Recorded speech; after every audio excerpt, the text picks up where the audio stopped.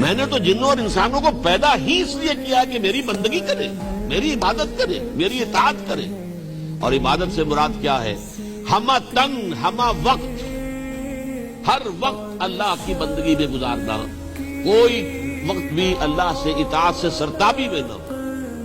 یہ جو ہے عبد کا غلام کا تعلق جو ہے وہ آپ اچھی طرح جانتے ہیں، امپلائر امپلائی ریلیشن شپ نہیں ہے. یہ وہ تو آقا مالک ہوتا تھا اور جو غلام ہے اس کا مملوک اور ملکیت ہوتا تھا.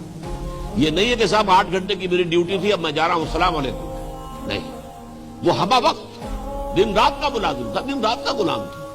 پھر یہ نہیں کہ کوئی خاص کام کے لیے آپ نے رکھا ہے، کوئی ڈرائیور ہے آپ نے رکھا ہے، آپ اس سے یہ نہیں کہہ سکتے کہ میرا ٹوائلٹ جا کے صاف کراؤ. نہیں، میں تو ڈرائیور ہوں، مجھے آپ نے بطور ڈرائیور رکھا ہی نہیں. غلام سے جو کہا جائے اسے کرنا ہو.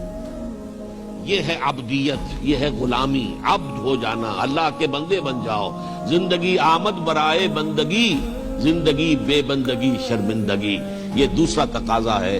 ہمہ وقت، ہمہ تن، ہمہ وجوہ اللہ کی بندگی، اللہ کے محبت سے سرشار ہو.